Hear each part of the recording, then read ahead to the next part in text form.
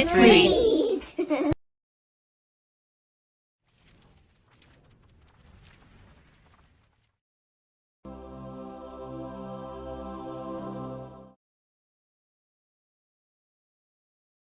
Chapter 9. Oh, the shame of it! The humiliation!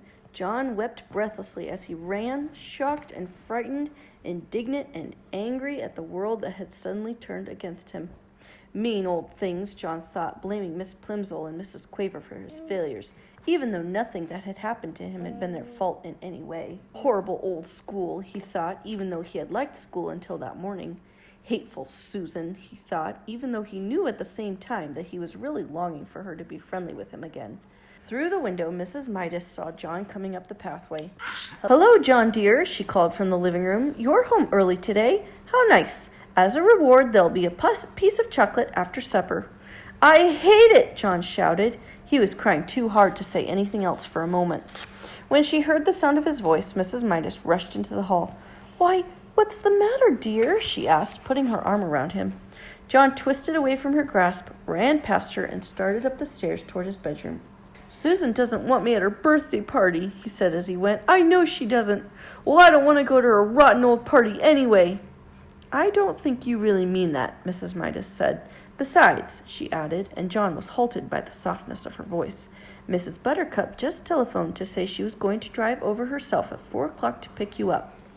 "She did?" John said, blinking down at his mother from the top of the stairway. "Yes, she did," Mrs. Midas assured him, "so you'd better hurry and get yourself washed and brushed. Your party clothes are laid out on your bed." There were games on the Buttercup's lawn while it was still warm enough outside. Later, the party supper, including the birthday cake, was going to be served indoors, and there would be a magician and a short movie. John joined in the blind man's buff and grandmother's footsteps and fox and geese, and soon he became more cheerful. He even temporarily forgot about chocolate. Susan looked very pretty. Her yellow curls had been brushed so hard that they looked silkier than ever. She was wearing a big blue ribbon the same color as her eyes. Her cheeks were flushed with excitement, a deeper pink than her new party dress. On her feet were dainty little white socks and white shoes with straps that buttoned. Between games, Susan smiled at John and said, "I'm glad you came." They seemed to be on good terms again. Then Mr. Buttercup approached, bringing a bucket of water from the garage. He set it down in the middle of the lawn without spilling a single drop. "We're going to duck for apples," Susan whispered to John. "The boys against the girls. You can be captain of the boys' team." The two teams lined up for the race, Susan leading the girls and John the boys. "The idea is this," Mr. Buttercup explained. "When I say go, not yet, John, Susan and John will run to the bucket. There are 12 apples floating in the bucket and 12 people in the race.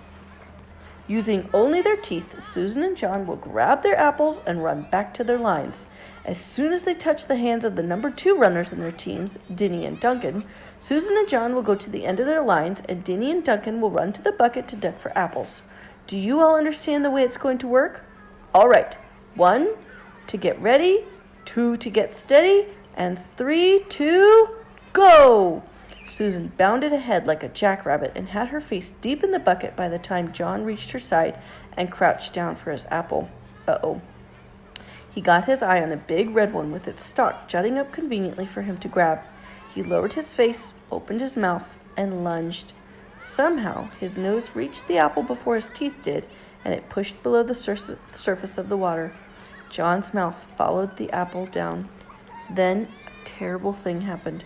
The clear water in the bucket turned into dark brown, sweet, liquid chocolate. Susan and John immediately pulled their heads up, but it was too late. Their faces were drenched with chocolate syrup. "Oh!" Susan exclaimed, wiping chocolate out of her eyes. Chocolate syrup dripped down all over her delicate pale pink dress. "Oh!" she moaned. John was in the same state. There was chocolate all over his face. There was chocolate on his white shirt front and on his gray flannel shorts, and there was chocolate in his mouth. "Bleh," John said. "Bleh." Susan was too surprised and angry to speak. For the second time that day, she turned her back on John and ran away from him.